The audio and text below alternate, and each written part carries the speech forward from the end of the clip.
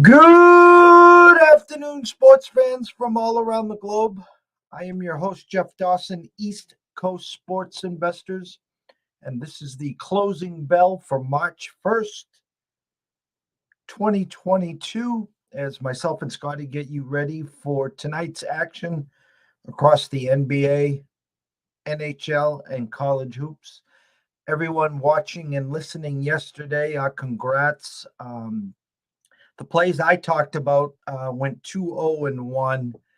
Really should have been 3-0. Syracuse +9, miraculously winning the whole game, gets to overtime and loses by 9.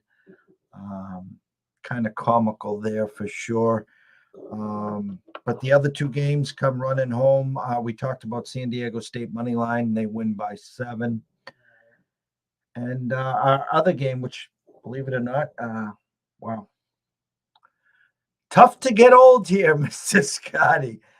Comes cashing in as well. So we overall, again, very happy with what we saw yesterday and the way we finished the month of February. And now March, a month where next week the conference tournament.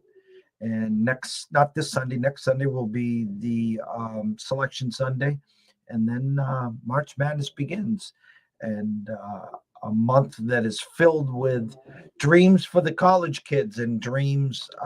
Someone will be cutting the net down and someone will be excited. And on the 31st was supposed to be opening day. And I'm not going to go into a big spiel. I'm going to leave this up to my co-host to start today because as you can tell, I'm not a happy camper right now for someone like myself who, grew up with a glove and baseball in his hand. I've been down this road before. As most of you know, I live within 15 minutes of 3 Cape League games. I'll be seeing my baseball on a daily basis. But for our business, absolutely love the game. I love the numbers. I love the analytics. I love everything about baseball. And it stings. It stings right now. The billionaires versus the multi-millionaires, the divas, everyone is spoiled, filthy, rotten, rich. And the only one that suffer right now are the fans. But without further ado, let me bring in my co-host, the one and only Mr. Scott E. Webb. Good afternoon, Scott.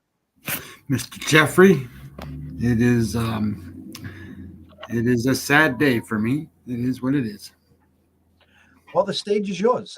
I'm not going to – I'll follow up. I'll piggyback for a few minutes. I want to, we'll talk about it. I think the big letdown was last night. Yourself and myself, I was up till 3 a.m. I was feeling real good. The one thing I was saying the whole time is, guys, please just stay there, get it done. I mean, Bob Nightingale was projecting this story that they weren't that far off. Yeah, there was some gaps, but they were making strides, and I really just think, you know, cranky old men and players, they've been at it now for 9 straight days, however long it was, 16 and a half hours yesterday. They get into their hotel room, they crash, they get up in the morning, and here we go again. And as I said on the breakfast bankroll, it just takes one little thing to tick one guy off and then the next guy. And then I would say probably early this afternoon, you could start to feel it wasn't going to happen.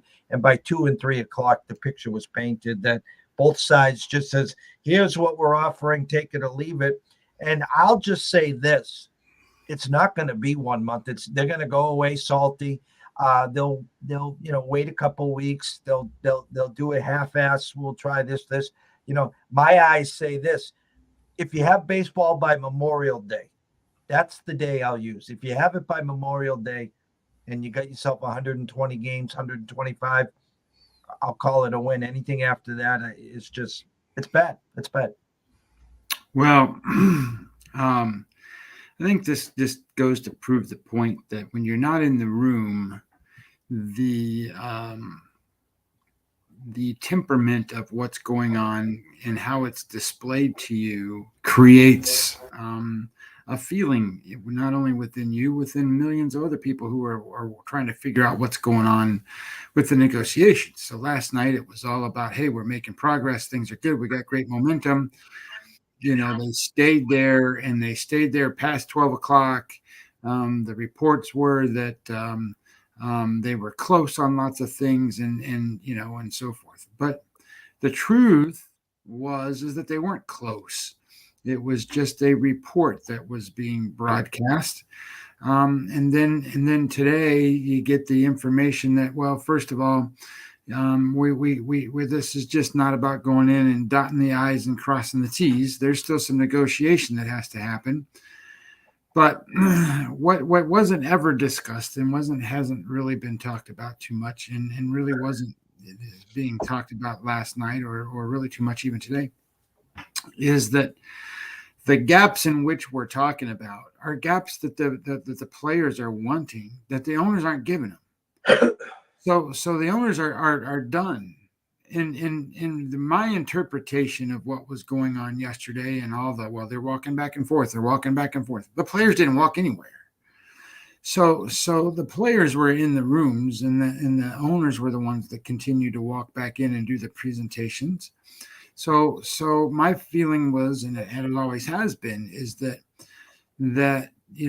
they would go make a proposal, and then the players would say, well, this isn't good enough in this area, it's not good enough this area. They then go back and they try to strengthen up those areas and try to make these things better and make another proposal.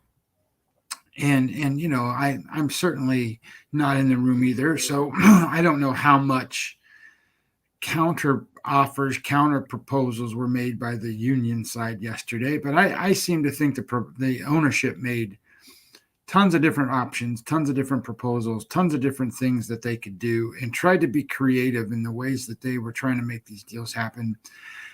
I think that they made every opportunity to the players available to say, look, these are the areas in which we're going to move.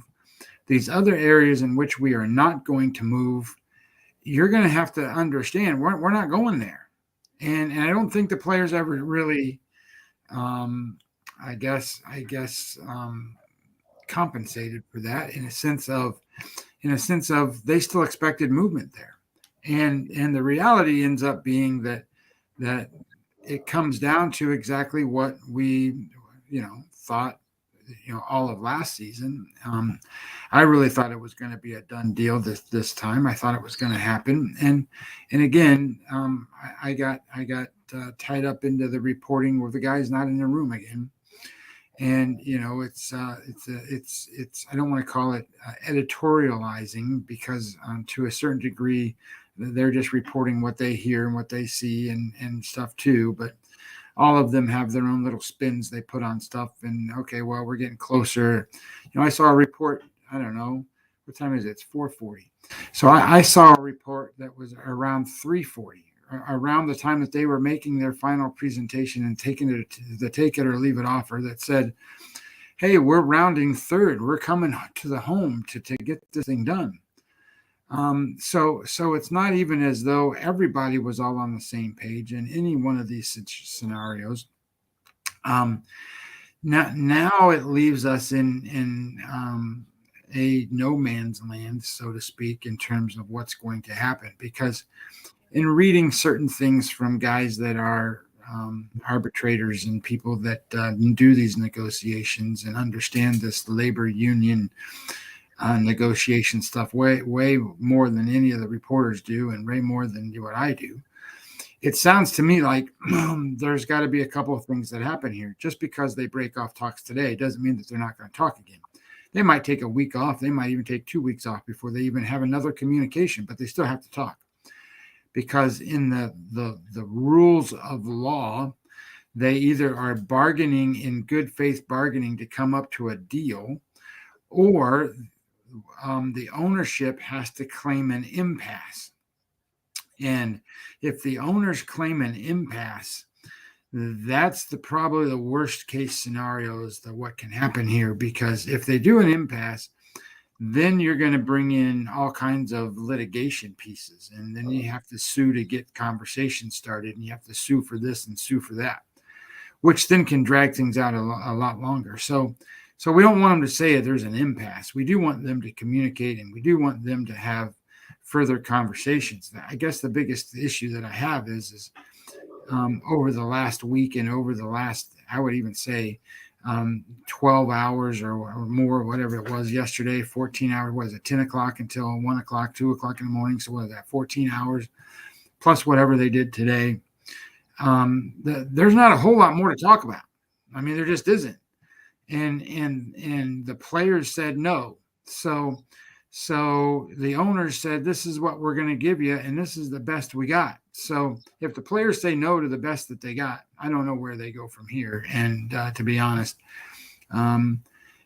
it's time for me as someone who was looking forward, and I put out an article today thinking it was going to be done because I backed off of that a little bit, to go back and then recoup my thoughts around where I think baseball is headed, and to probably get involved and start supporting what's going on in the KBO, because I'm still going to bet baseball. I'm still going to watch the game.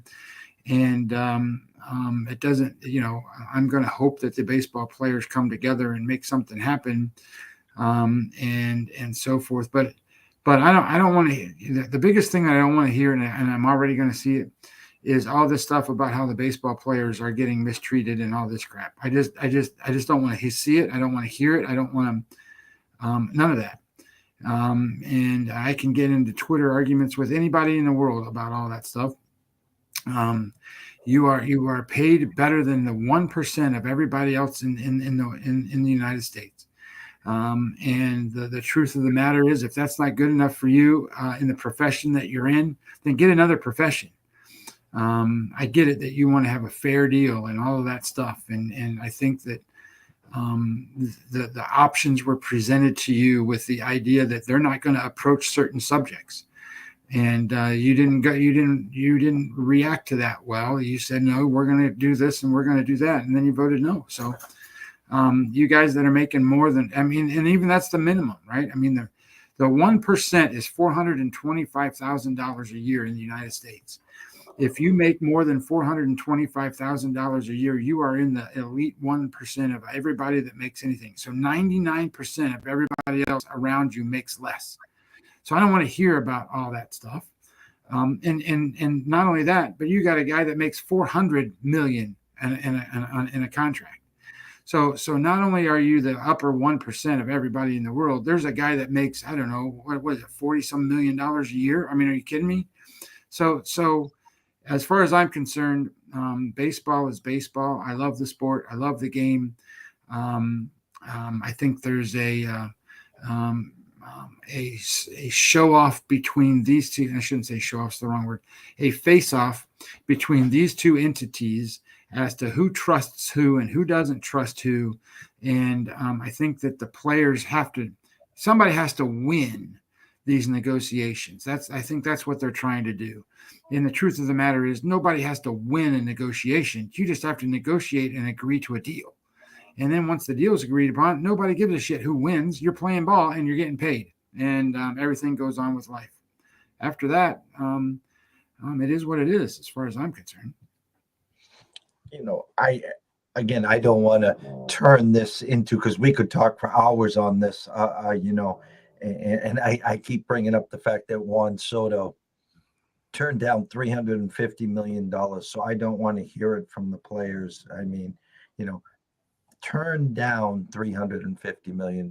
Why? So he could squeeze out another 25 or 50. And then his agent gets about 5% or 3%, whatever that is. Again, the hard thing to fathom is the fact that it's the owners. They own the team. Yes, they need the players. I get that part. Okay. But the bottom line here is there needs to be a product on the field. Okay. The owners need the players. Well, they both need the fans to pay for the ridiculous price for tickets, to pay for the ridiculous prices for MLB Network, the direct TV package, Nesson, the et cetera, et cetera, et cetera. To go out to a ball game, I took Dave and his two children, his two daughters, and myself. Okay. We were about 8 rows behind home plate in the on deck circle. Okay. Just for those seats, retail was about $800. Okay. That didn't talk about parking. That didn't talk about food. It's well over $1,000 night. And that's just for one night. Okay. Times 81. I mean, it's just ridiculous what they get there. And I'm dumbfounded at this, because we've been down these roads before. It's a sport that I keep saying the millennials are laughing at baseball. They don't watch it. They don't need it. It's too slow. This, that, the other thing. They got a million other things they can do to entertain themselves, and it's us diehards that are the ones suffering. And this one stings. I'm telling you, I'm pretty pissed off right now. I feel like I was kicked in the you-know-what. I look forward to baseball. It's just the summer goes by so much better. We had a great run this past year in Boston. You had a great run in Tampa. I was looking forward to the bantering, looking forward to the daily shows of us breaking down the divisions, et cetera, et cetera. It might still happen. It's just, it leaves a mark. That's all. Well, the millennial thing, I think, comes from, and hey, Philip, how you doing? Thanks for the comment there. I think that the millennial thing comes from the idea that, you know what, when you watch baseball on TV, even for a diehard guy like me, sometimes because of what you're seeing in the announcers, and they play 162 games, there's a little less excitement, there's a little less enthusiasm. It's something way different when you go there, and millennials don't necessarily go to these events. So if you're not actually going to a baseball game and sitting there and watching the game, if you sit there and watch the game, Jeff, you know what? You don't know how much time has gone by in the game. You don't know if it's been a 3-hour game, 2.5-hour game, or a 4-hour game. You're just having a blast because you're watching the guys, you're watching them play, and you're right there. You can hear the crack of the bat. You can see the arc of the ball when it's a fly ball. And it just cracks me up over and over and over. I sit here and on a fly ball, right? And it comes off the crack of the bat. Everybody's going, oh, it's going to be a home run. Everybody. And it's just because, they can't gauge the depth of the ball when it comes off the bat. And I get all of that stuff, but it's a way, way different sport when you're there. And so is football. And what I mean by that is I'd rather watch football on TV. Because I get to see more, I get to see the players' faces, I get to understand a little bit more close up. And I think that the announcers make a bigger difference in football than they do in baseball. And when it comes to like NBA, you want to be there. You don't get a respect for the game unless you're there. So there's certain things that really change the outlook on certain sports, and baseball is one of those that if you don't go to the game, you don't get to understand what it's like to be outside and be in nature, and not only be in, I mean, I know it's a stadium, but I mean it's grass and it's dirt and it's and then you walk out there and these guys play in cathedrals. That's what they are. They're cathedrals. You walk through the opening of where the seats are, and you walk out and you go, oh my God, look at this. And that's how you feel when you go watch a game. And it doesn't matter whether you're in Miami or if you're in, I don't know, Colorado, or you go to one of those stadiums like San Francisco, or you go to the old ones, in Boston and in Chicago. It is that way in baseball. And I get all this stuff, and I understand it all, but it's just a shame that at some point in time these two sides have gotten to a point where it's all about, I'm going to win this negotiation or we're not going to play. Okay, great, you're not playing, so there you go. That's what you want. And as far as I'm concerned, it is what it is. I love baseball. Baseball is the greatest game to me there is.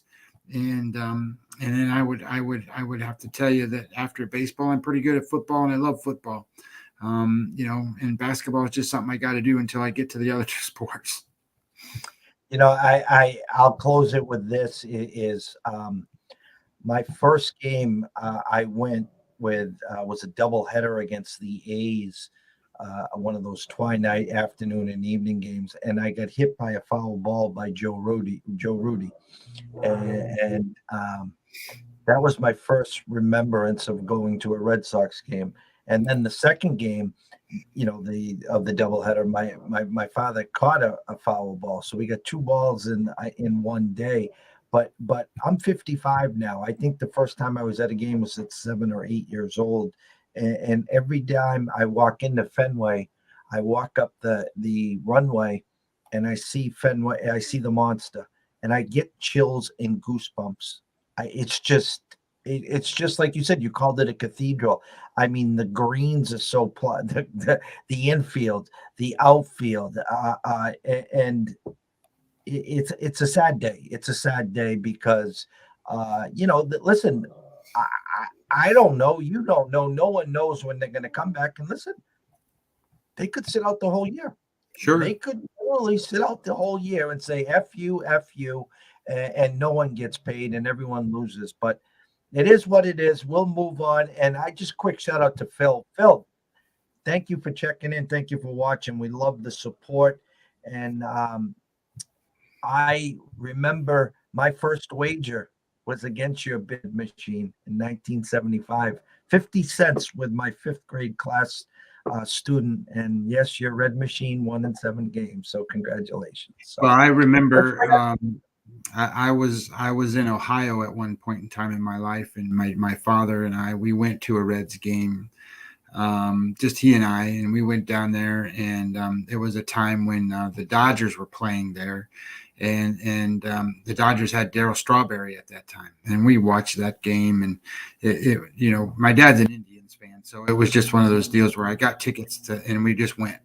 And back in the day when I was younger, I did go down there with my parents one time, and I saw Hank Aaron play when he was with the Braves, and I was always an Indians fan when I was younger because of my father, and it wasn't necessarily because I hated the Reds. It was just because of my dad. And we've spent a lot of time in Cleveland, and when they opened Jacobs Field, which is now called Progressive Field or whatever it's called, I don't remember now. It's got 17 different names anymore.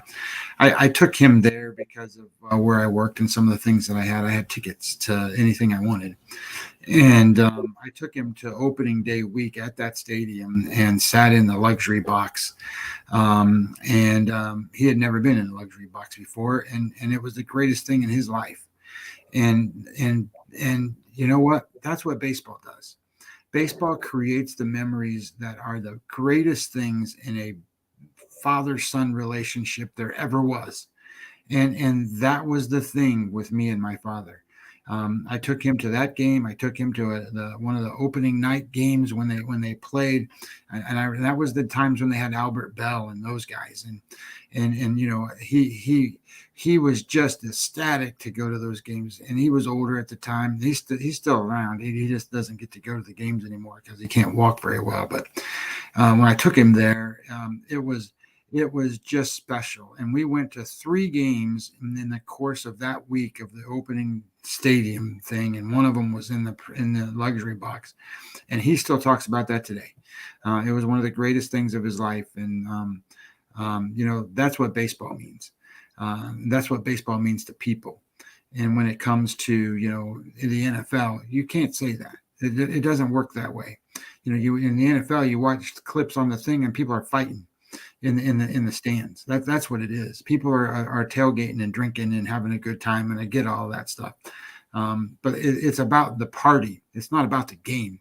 And in baseball, it's about being in the cathedral and watching the game and creating the memory that lasts forever.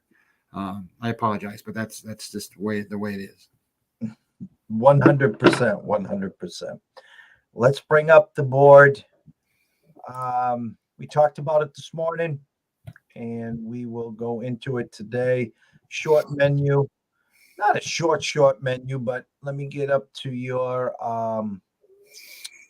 NBA here. 6 games on the board, Billy. Billy's just calling in. Billy, we have a show, remember? 6 games on the board, Scott. Yeah, I decided on 2 games that I'm going to play today. I talked about some of these games in the morning, but I'm playing some different things that I looked at for the afternoon, and as the numbers moved around a little bit.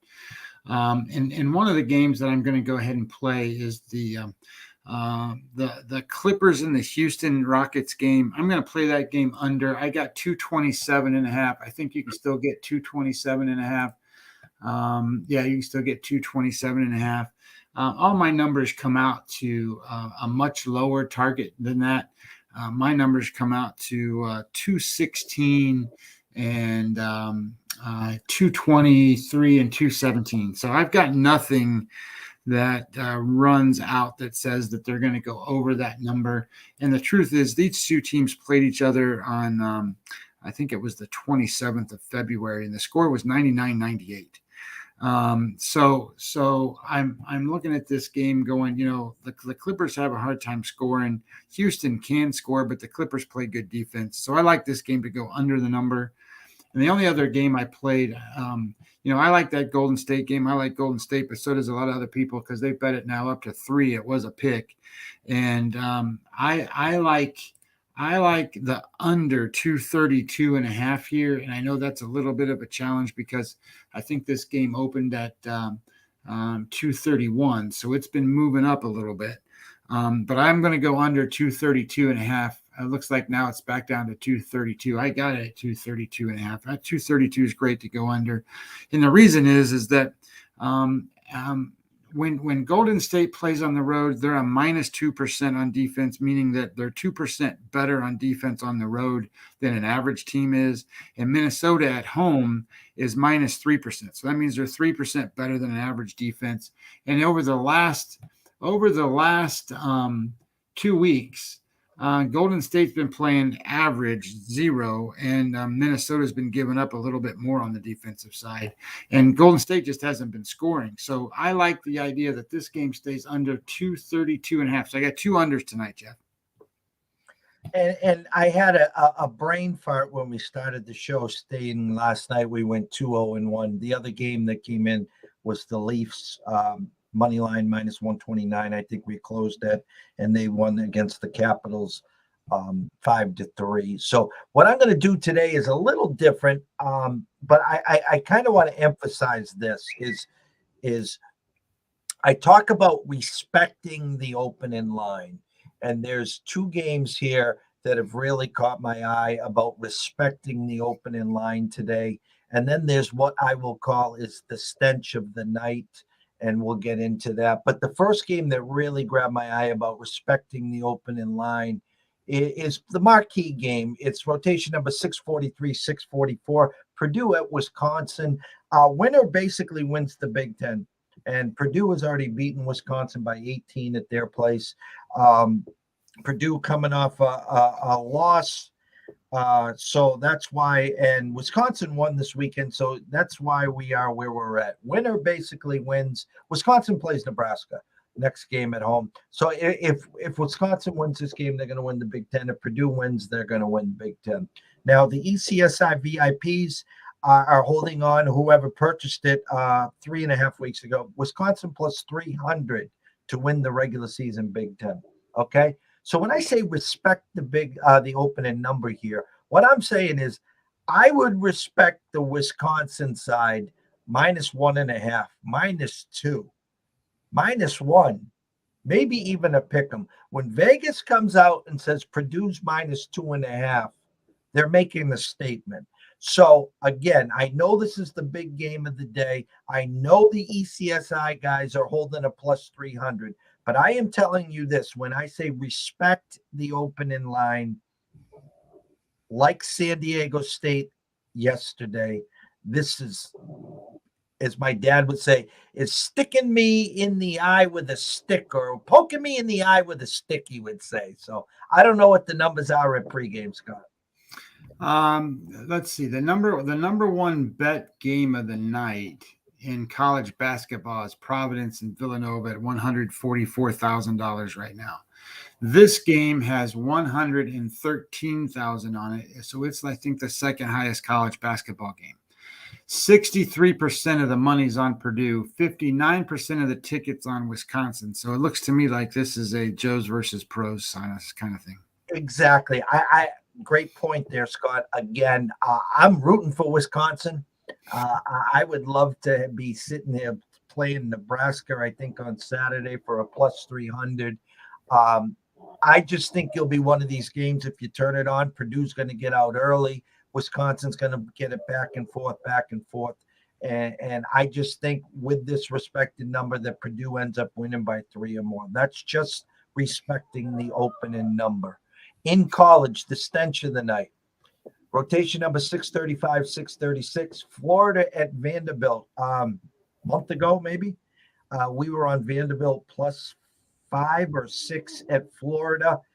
Close first half, and then Florida came out in the second half on like a 15-3 run and just boat raced them the whole second half. Again, stench. They're showing here Florida opened up -1. It's now a pick. Florida, in my mind, should have opened up a 2.5, 3.5 point favorite. They're looking for Florida money here. We definitely lean on the side of Vanderbilt, Scott. Well, I don't think anybody wants to play this game, Jeff. $5,900 on the game, and 100% of the money, 100% of the tickets on Florida. Okay, so Vandy +1, Vandy plus a pick on that one. So those were the two college. I'm going to go back to college, guys. I'm just going to go down to the hockey for 1 second for you. Respect the opening line. Rotation number 45, 46.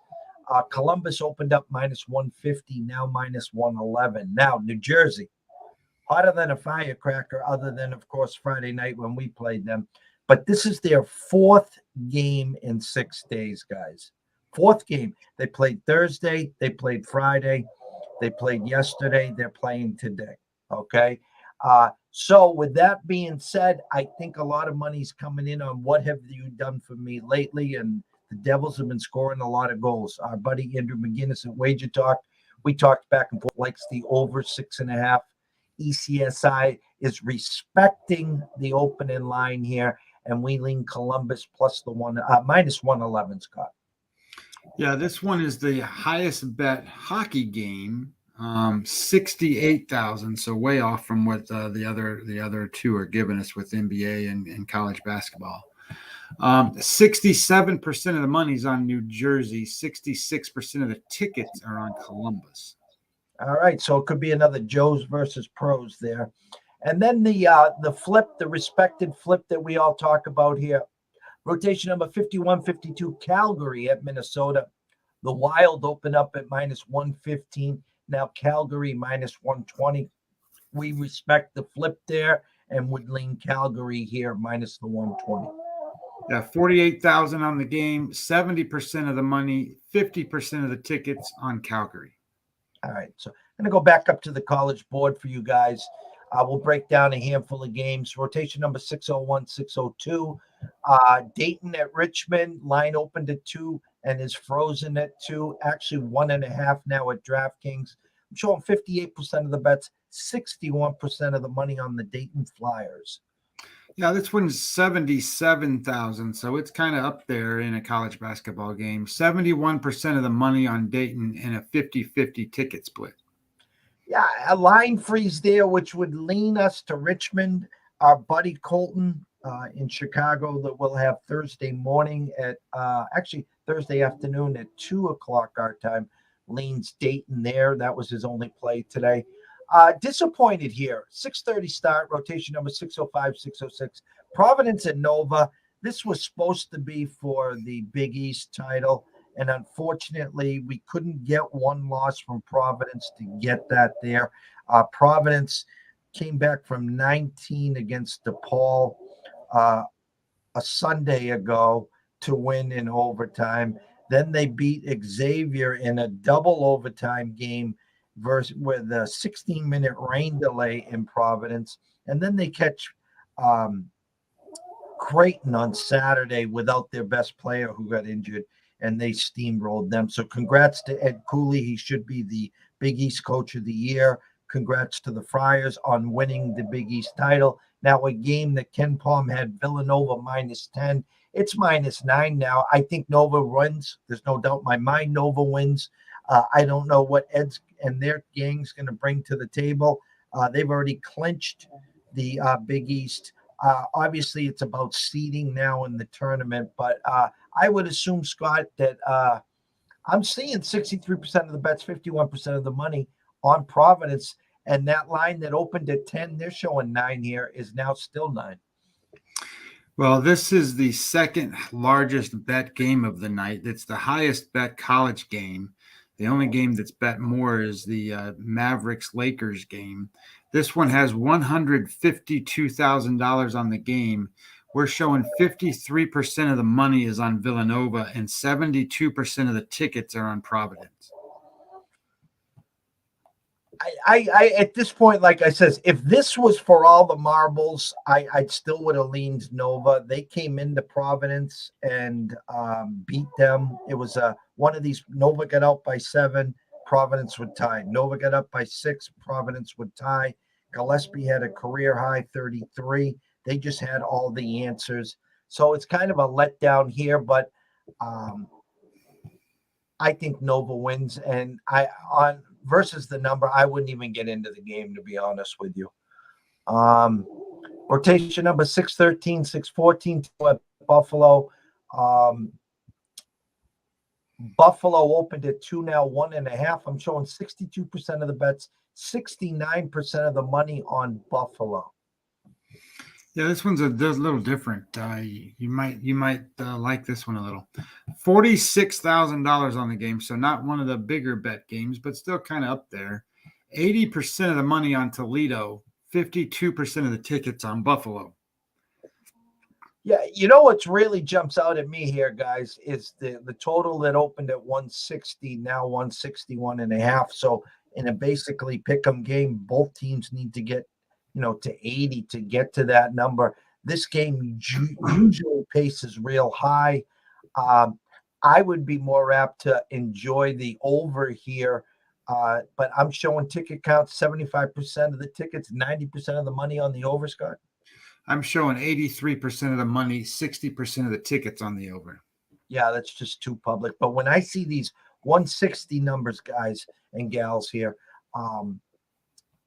with a team not called the Zags or one of these, high-powered offenses, they tend to come in. So keep an eye on that over, even though it's a big public play. Rotation number 623, 624, our buddy Billy Kulin's team, St. Peter's at Manhattan. St. Peter's opened up at 3, now 4, 65% of the bets, 64% of the money on St. Peter's. Yeah, nobody wants to play this one, Jeff. It's $6,000 on the game. 77% of the money is on St. Peter's. 62% of the tickets on Manhattan. Yeah, small game there, guys. Nebraska, Ohio State, no thanks. Kansas, TCU, kind of interesting. Rotation number 627, 628. Kansas opened at 5.5, still 5.5 at our friends at Circa, 6 at Westgate, 6 at South Point. 75% of the bets, 85% of the money is on the Jayhawks of Kansas. Yeah, this shows 76,000 on the game, 81% of the money, 81% of the tickets on Kansas. I mean, I would say it's a TCU number, but again, it's 5.5, trending to 6. I think they're pretty spot on. I could see the Jayhawks, winning by double digits, but I'm kind of one of these guys. It's the last week of the regular season here, guys. A lot of these teams might get rematches in their tournaments. It's kind of a tough spot for some of these teams and some of these lines. So I always say to tread lightly. Duke 14 and a hook at Pitt. We already talked about Florida, Vanderbilt. Rotation number 637, 638. Michigan State at Michigan. The Wolverines opened at 4.5, still 4.5.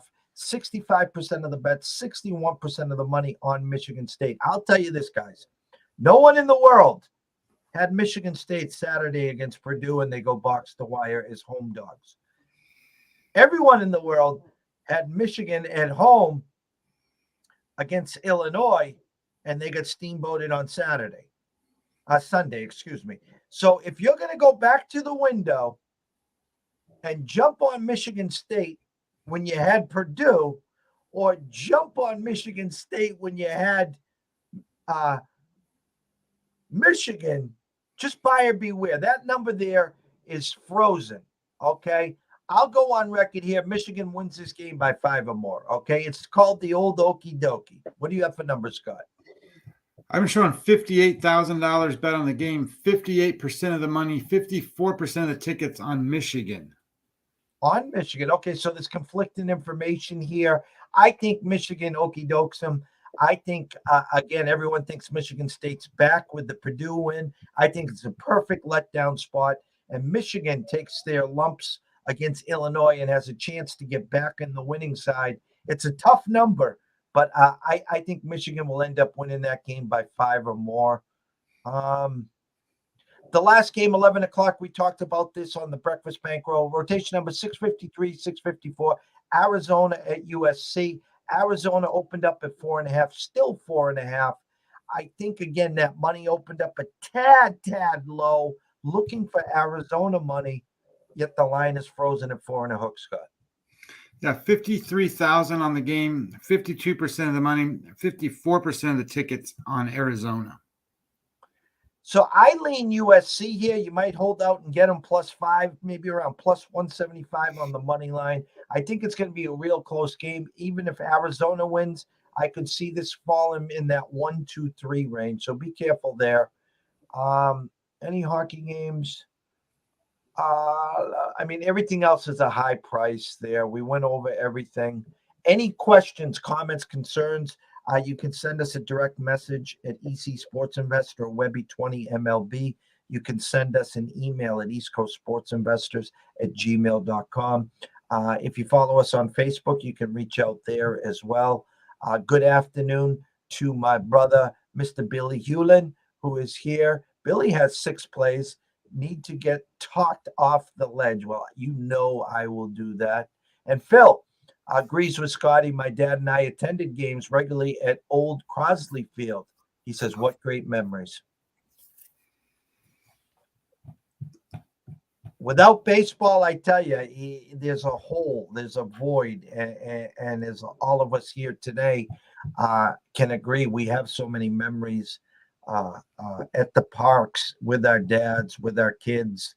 And, I can at least escape to the Cape League games. But again, it's different than going to Fenway Park.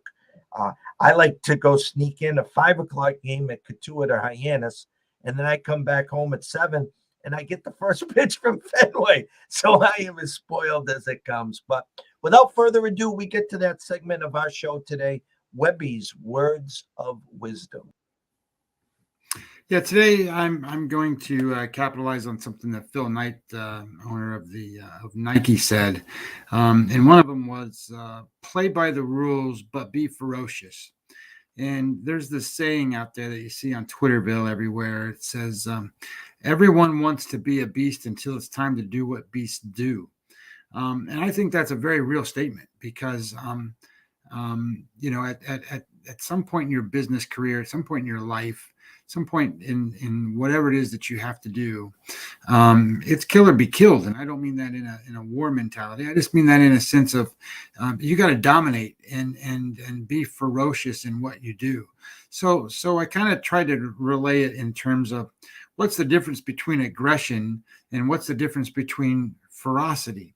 And the difference basically is aggression is more of making assaults, and sometimes it's unjustly actions and attacks. And ferocity is marked by an extreme and violent energy. And that's what I think we need to focus on at some points in time in our life. Some things need demonstrative statements, other things don't.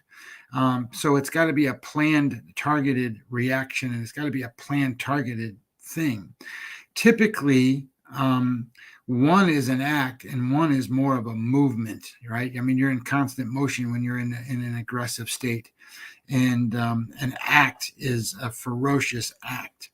So in life, you can't expect to win without some level of ferocity in your life. You need to unleash it at the right moment, while being aggressive and assertive most of the other times. It means to take things in this way, right? If you're in a business world, you need to define and communicate clear and powerful visions to your teams, clear strategy of planning, rules for every area, goals aligned to the vision, and your staff knows what their roles are to accomplish those visions. And rejecting the status quo. It's very important to innovate every day and innovate relentlessly, accepting nothing less than the best performance. That's what it means in a business world. In a life sports world, it means we need to innovate relentlessly, get ahead of the books, get ahead of the public. That's what we're trying to do is create, inspire, innovate, do all the different things that we need to do to make a great number for ourselves and then put ourselves in the best position to win. Take action ferociously when we get to the window. Have a clear strategy, have a clear vision, be big, be bold, set goals, and then you can act that way when you get to the window. And then reject status quo, right? If you're just doing average things, you need to fix that, because you're never going to be elite and you're never going to get to the point in which you win if you don't start rejecting the status quo in life and or in sports. Get to the point in which you are expecting more from yourself, and then you demand that from yourself. And then when you have to be ferocious, you can. And I think that's how you win at a lot of different levels.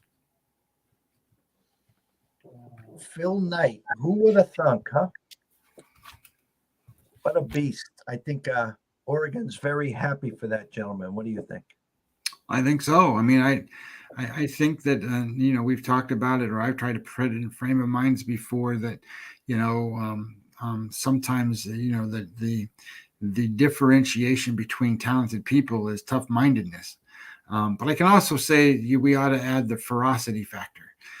Because not everybody has that in them. There's a lot of timid people out there who are successful, but they're not ferocious. And the ferociousness is where things change.